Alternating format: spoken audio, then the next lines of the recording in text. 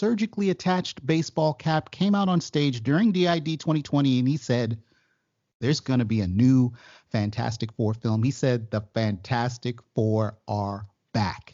And this, for every fan in the MCU, whatever your trajectory into fandom, should be incredibly exciting news. We don't know anything about this particular film. We have no idea about plot, no idea about casting.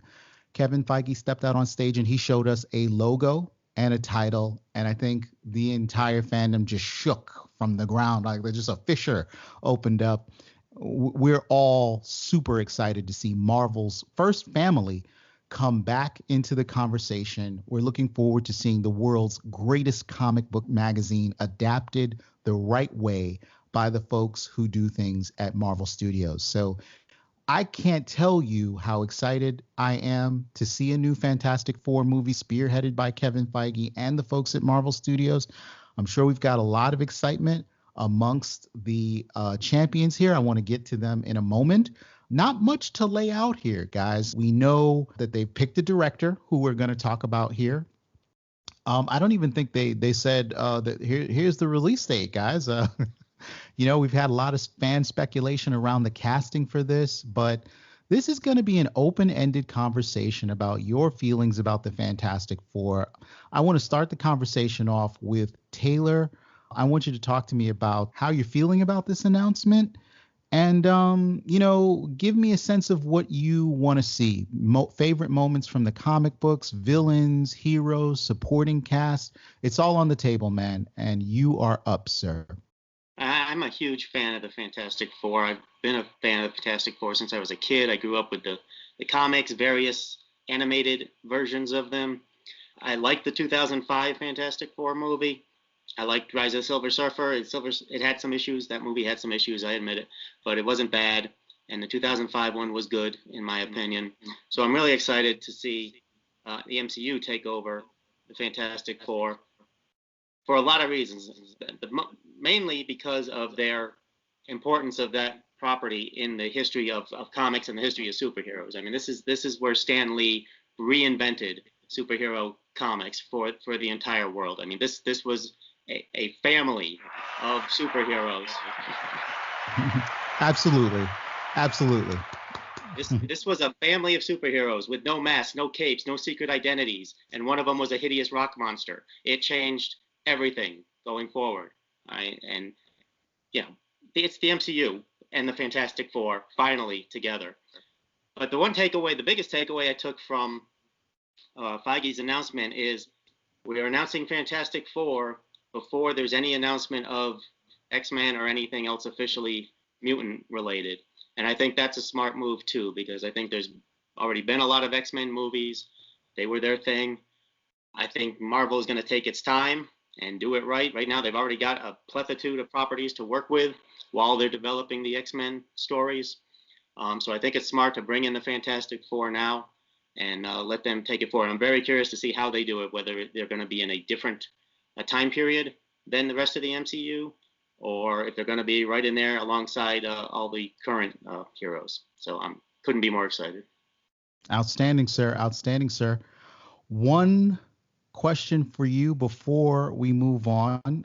What do you think of let me just say this plainly. Does John Watts have the volts needed to deliver the electricity to the Fantastic Four?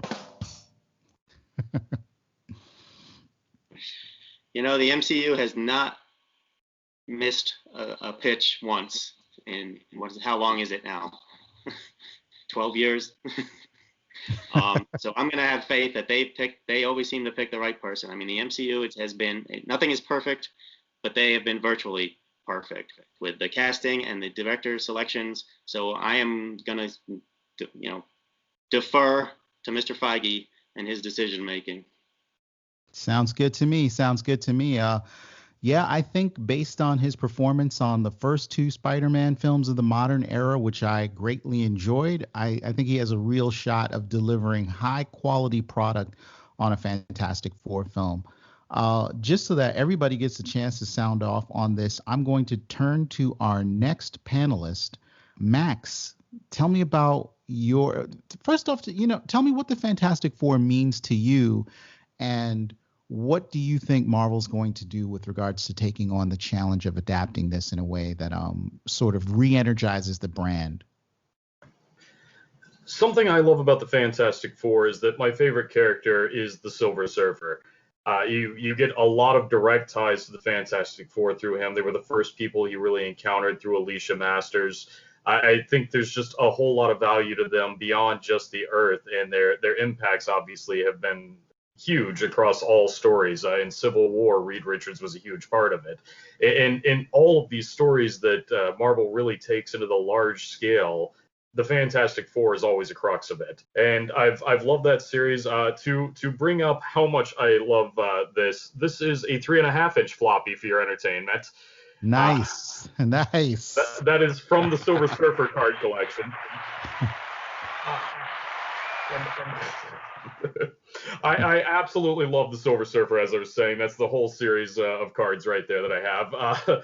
That is what the Fantastic Four is to me, is humanity reaching beyond its bounds. And you see this power from them that is cosmic in nature, and yet they're still bound to the Earth. They're still doing the things to help you've got Thing, who is still worried about Yancey Street in his day in and day out when he's a big rock monster. This is a family that cares about its history as well as the future of the entire planet. So I love this show. I guess the big question that comes out of it, though, is who is the villain going to be? And that's where I really debate what the best option would be. I think Doom has been done to death, so you start looking at other villains. As I was saying with Alicia Masters, you have her father available as the Puppet Master, which is potentially a very different kind of villain where you can't really trust what's going on around you because of both the control of people and the claymation aspect, depending on where they're going with it. So there's a lot there. As far as Mole Man goes, I do worry that he might be a little bit on the less popular side of things. I realize I just suggested Puppet Master, so perhaps I'm talking from both sides of my mouth here. But I don't know. The other thing that I love about the Fantastic Four is something that was done in Fantastic Four 2, which is the Super Skrull, the true conglomeration of their powers within the Skrull. And I think coming off the heels or around the timing of the Nick Fury Secret Invasion show, the Super Skrull could be something we see in Fantastic Four 2, even if not in Fantastic Four 1. Outstanding, sir. Incredible answer. Always bringing good fandom with Max in terms of your due diligence there. I don't know how your fellow champions are going to keep up. Frankly, I think they're in trouble. But before I let you go, you touched on villains, and that's a big deal. For me, the Fantastic Four really represents a property of pure imagination. And I know that gets said a lot about different comic book properties, but it really applies to the Fantastic Four. They are just next level explorers of never, now, the impossible.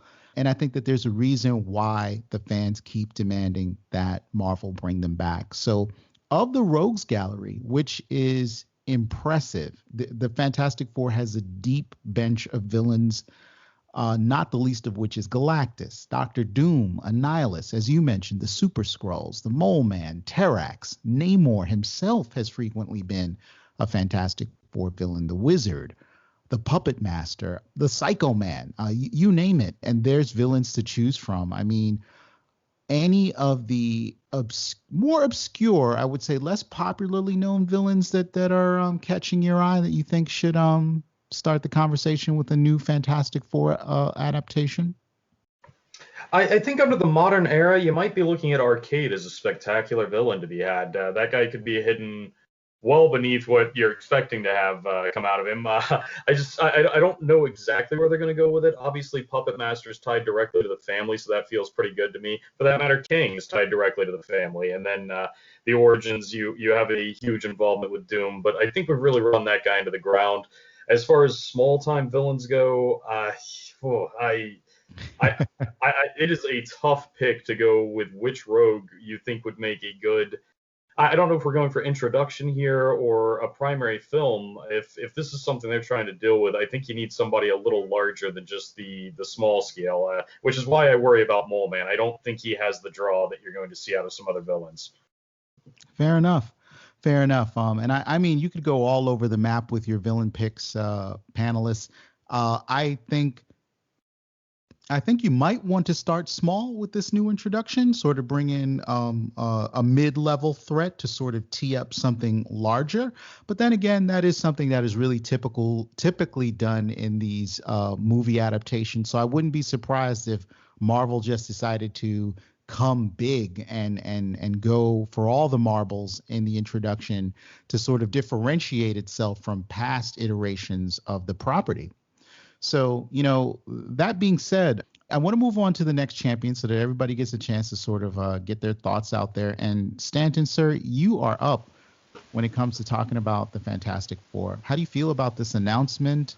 What are your expectations? Who do you want to see in the Rogues Gallery? First of all, I just want to say I love the pick of John Watts for a couple of reasons. I like him in general, but I also love the idea that Marvel is keeping a lot of these directors in-house. They've got a little family brewing, and it's interesting to watch these people kind of take steps up and become more and more in an inner circle, so to speak. And I'm curious to see where they go. It's very cool to see a director get a completely different franchise now.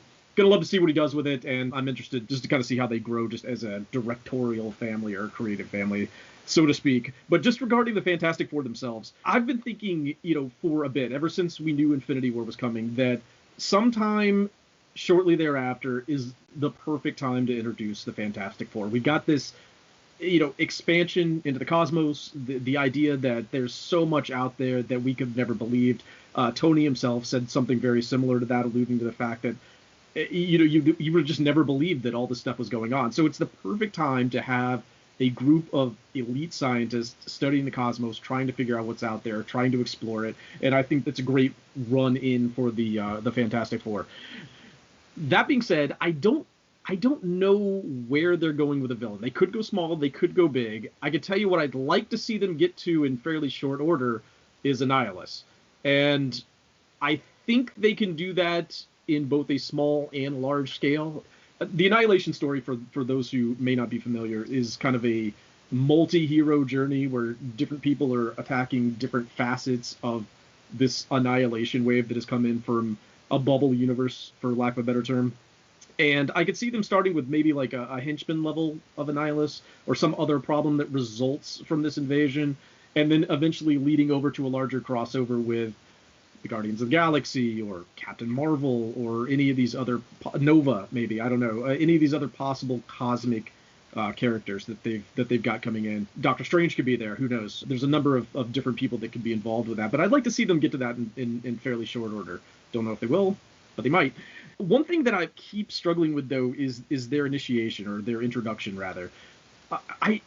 I've heard rumors that they might be doing an out-of-time story, a family from the 60s. I keep having this thought that they'd mesh really well with Hank Pym. He's got a number of scientists that he's worked with in the past. Egghead was one of them. But to have them, Reed and Sue and company, have worked with him, and to have maybe been a part of that initial investigation of what the quantum realm is, and gotten lost in it, which leads to why Pym is so afraid to lose Janet in it himself, which leads to him being able to prevent himself from shrieking too small and getting lost in it. So maybe. I don't know if they're going to do that. The other thing I could think would fit in really nicely, which is completely different, is just have them be a part of SWORD.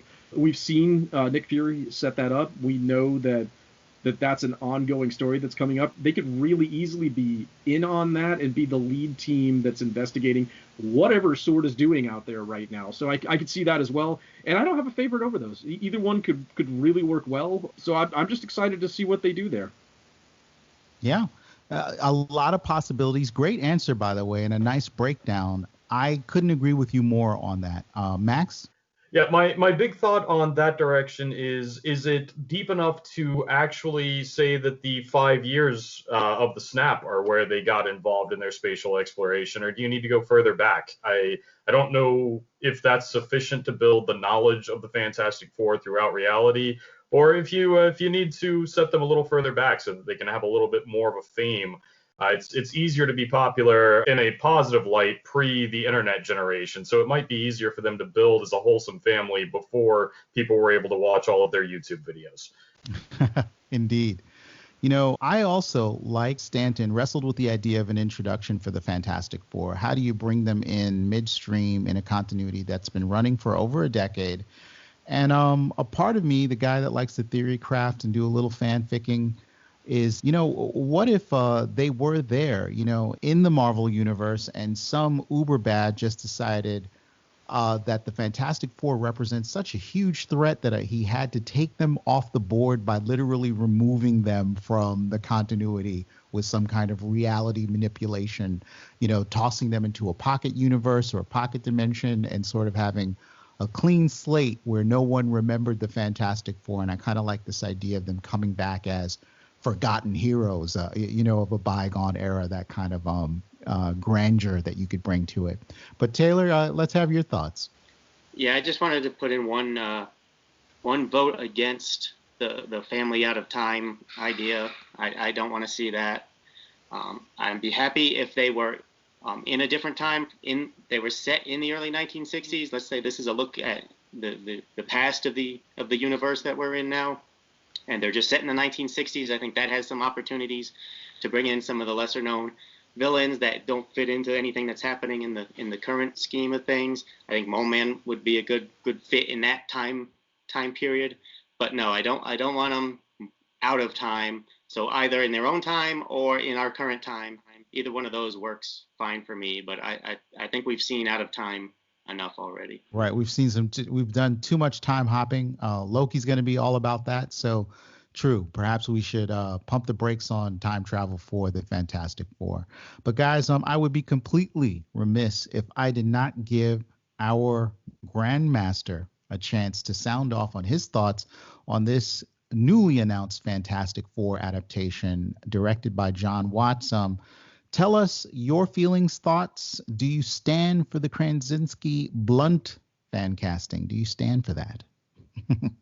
STAN. First up, I'm really happy we get a Fantastic Four movie first from out of all the Fox properties, because I don't need to see X-Men for at least another 5 years. Or that they will drop mutants in, we have discussed earlier. I expect that, but hold off with the X-Men. So kudos to Kevin Feige for understanding that and starting off with a Fantastic Four movie. Choice of directors, I am totally on board with the John Watts pick. I was kind of rooting for Peyton Reed, and I was getting a little bit of heat for that on Sakaar and Nowhere, because Peyton Reed is a bland director and his movies are mediocre. I just would like to point out the season finale for The Mandalorian, and then I think I have said enough. That being said, John Watts has done a great job with both Spider-Man movies, and especially the illusion sequence in Far From Home. I think it's the best scene in any Spider-Man movies of any, and I include Into the Spider-Verse with them. So you're not wrong, sir. John Watts, I'm totally fine with him, and I cannot wait what he will do with it.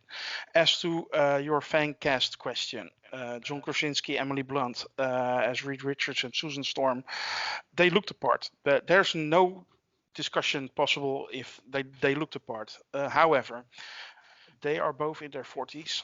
If you want to have them in the MCU for 10 years, you get the same thing as we discussed with Idris Elba for Bond. They may be on the old side.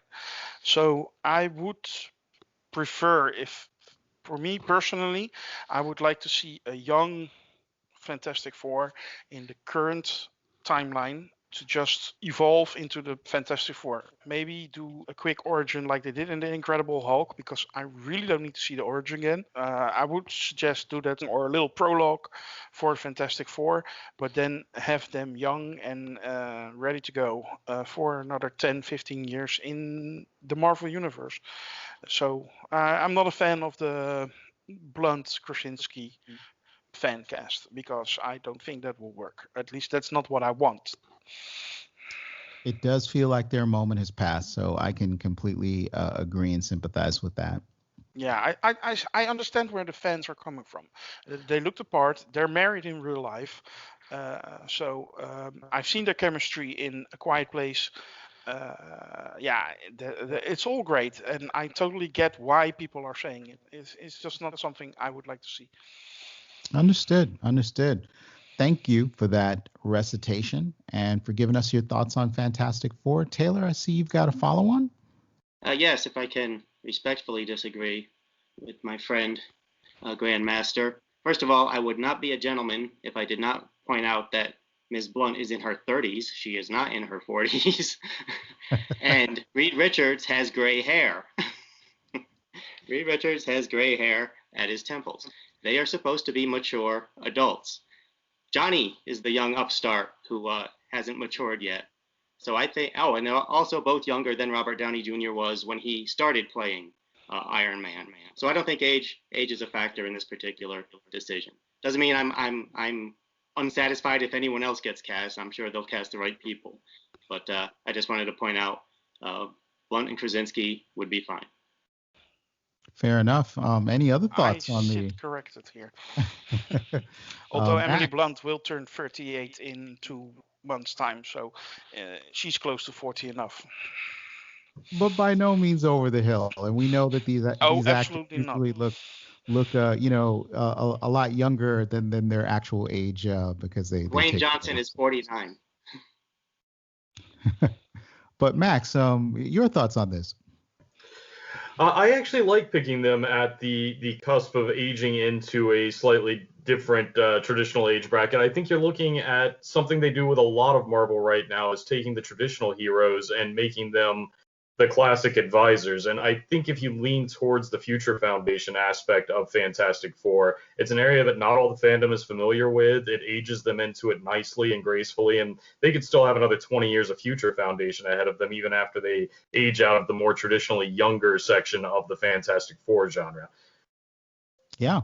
I have to agree with that, and I know that the feeling is mixed in terms of fans in the Future Foundation. But if you don't know Future Foundation, it's kind of an evolution of the Fantastic Four brand. At some point, Marvel felt that they needed to do a shakeup with the Fantastic Four, and they introduced a philanthropic organization headed by Reed Richards, which had all of the traditional members of the Fantastic Four, with the exception of Johnny Storm, who had passed away at that point and was replaced by Peter Parker. Interesting idea in that Reed Richards sort of becomes a little bit more of a pacifist, is kind of tired of the confrontations with villains over and over again, and really wants to focus on advancing the future for humanity. And the Future Foundation, to me, was a natural evolution of the Fantastic Four, with a combat team for when you need to do those types of heroics, a scientific research team as a part of the Future Foundation, and a rotating cast of characters that were coming in and out of the Future Foundation, assembling, specialized teams to deal with some of the galaxy's toughest problems. And I hope, as a fan of that particular concept, that I at least get a nod to the greatness that is the Future Foundation. So listen, if you are out there in the audience at Sakaar, I hope you've had a good time listening to us talk about all 4 of these highly voted on topics at Sakaar, sakaar.freeforums.net. But before I sign off here, I do see that the Grandmaster is using his prerogative as our fearless leader to squeeze in one last comment. Yeah, before you finish the podcast off, I want to invite all the members on Sakaar and people out there listening who are not a member yet to join the forum because we're going to do reviews soon for Wonder Woman and WandaVision, and we're looking for people to mix it up a little bit so you don't see the same faces all the time.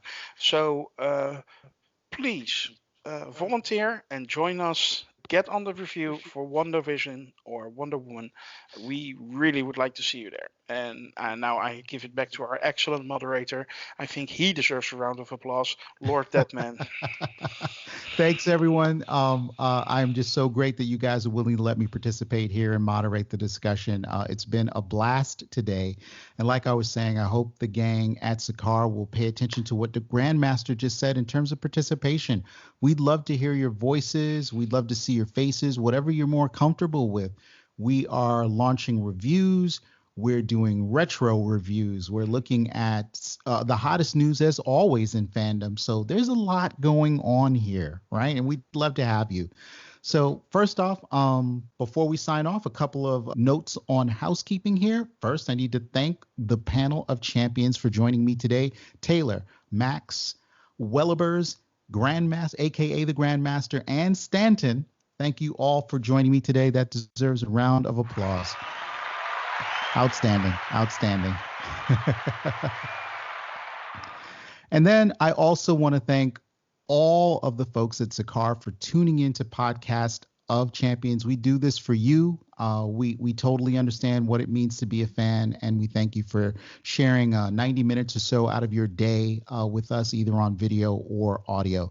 So be sure to check us out at sakaar.freeforums.net and on YouTube, Facebook, and Twitter, and all of the other social medias, which I'm sure the producer is going to put downstairs in all of the comments when this is done. Have a wonderful holiday. And remember, if you are within the sound of my voice, you too are a champion. Take care of yourself.